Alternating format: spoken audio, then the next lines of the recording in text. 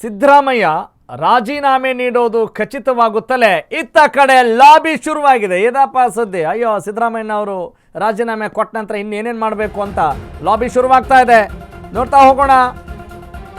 ಖಚಿತ ಮಾಹಿತಿ: ಸಿದ್ದರಾಮಯ್ಯ ರಾಜೀನಾಮೆ ಫಿಕ್ಸ್ ಆದ ಬೆನ್ನಲ್ಲೇ ಅಧಿಕಾರ ಹಂಚಿಕೆ ಜಟಾಪಟಿ ಕೂಡ ದೊಡ್ಡದಾಗೇ ಇದೆ. ಸಿಎಂ ಸ್ಥಾನ ಅಲ್ಲ, ಡಿಸಿಎಂ ಹುದ್ದೆಗೆ ಆಕಾಂಕ್ಷಿಗಳ ಪಟ್ಟಿ ಹೆಚ್ಚಾಗಿದೆಯಂತೆ. 4 ಉಪಮುಖ್ಯಮಂತ್ರಿಗಳು ನೇಮಕವಾಗಬಹುದು ಎಂಬ ಸುದ್ದಿಯ ಹಿನ್ನೆಲೆಯಲ್ಲಿ ಸಚಿವ ರಾಮಲಿಂಗಾರೆಡ್ಡಿ ಡಿಸಿಎಂ ಮಾಡಿ ಅಂತ ಅವರ ಬೆಂಬಲಿಗರಿಂದ ಕೂಗು ಕೇಳಿ ಬರ್ತಾ ಇದೆ. ಹಿರಿಯ ರಾಜಕಾರಣಿ, ಜನಪರ ಧ್ವನಿಯಾಗಿರುವಂತಹ ರಾಮಲಿಂಗಾರೆಡ್ಡಿ ಅವ್ರನ್ನ ಡಿಸಿಎಂ ಮಾಡಿ ಅಂತ, ಅವ್ರಿಗೆ ಉಪಮುಖ್ಯಮಂತ್ರಿ ಸ್ಥಾನ ನೀಡಿ ಅಂತ ಹೇಳಿ ಹೈಕಮಾಂಡ್ಗೆ ಮನವಿ ಪತ್ರ ಸಲ್ಲಿಸಿದ್ದಾರೆ ಕಾಂಗ್ರೆಸ್ ಕಾರ್ಯಕರ್ತರು, ಸಚಿವ ರಾಮಲಿಂಗಾರೆಡ್ಡಿಯ ಬೆಂಬಲಿಗರು. ಹಾಗೆ ಯಾರಾದರೂ ಒಂದು ಸೀಟಿಂದ ಹೇಳ್ತಾರೆ ಅಂತ ಹೇಳಿದ ತಕ್ಷಣ ಅಲ್ಲಿ ಕರ್ಚಿಫ್ ಹಾಕೋದು, ಟವಲ್ ಹಾಕೋದು ಏನೋ ಮಾಡ್ತಾರಲ್ಲ, ಆ ರೀತಿಯಾಗಿ ನಡೀತಾ ಇರುತ್ತೆ.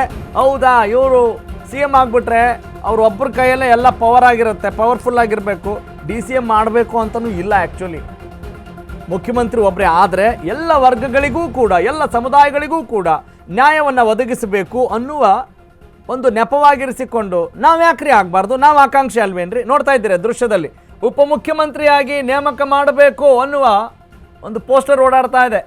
ಯಾರು? ಸಚಿವ ರಾಮಲಿಂಗಾರೆಡ್ಡಿ, ಸಾರಿಗೆ ಸಚಿವರು. ಸದ್ಯಕ್ಕೆ ಉಪಮುಖ್ಯಮಂತ್ರಿ ಆಗ್ತಾರಾ ಗೊತ್ತಿಲ್ಲ, ಇನ್ನು ಎಷ್ಟು ಜನರನ್ನು ಮಾಡ್ತಾರೋ. ಎಲ್ಲ ಸಮುದಾಯದ ಪ್ರಮುಖ ನಾಯಕರು, ಸಿಕ್ಕಾಪಟ್ಟೆ ಸಮುದಾಯಗಳಿದ್ದಾವೆ ಅಲ್ವೇ? ಈ ಕಡೆ ಎಂ ಬಿ ಪಾಟೀಲ್ರು ಲಿಂಗಾಯತ ಸಮುದಾಯದಿಂದ, ಇನ್ನು ಕುರುಬ ಸಮುದಾಯದಿಂದ ಯತೀಂದ್ರ ಸಿದ್ದರಾಮಯ್ಯನವರು, ದಲಿತ ಸಮುದಾಯದಿಂದ ಪ್ರಿಯಾಂಕ್ ಖರ್ಗೆ ಅವರು, ಇನ್ನು ರೆಡ್ಡಿ ಸಮುದಾಯದಿಂದ ಇವರೇನಾದರೂ ಆಗ್ತಾರಾ?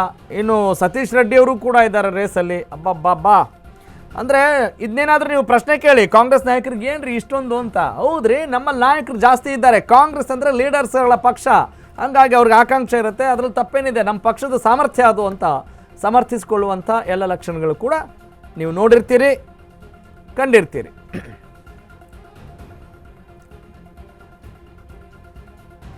ಎಸ್, ಈಗ ಆಯಿತು, ಮುಖ್ಯಮಂತ್ರಿ ಪಟ್ಟಕ್ಕೆ ಯಾರು ಸೀಮಿತವಾಗ್ಬೋದು? ಡಿ ಕೆ ಶಿವಕುಮಾರ್ ಅನ್ನೋದು ಸದ್ಯದ ಸುದ್ದಿ.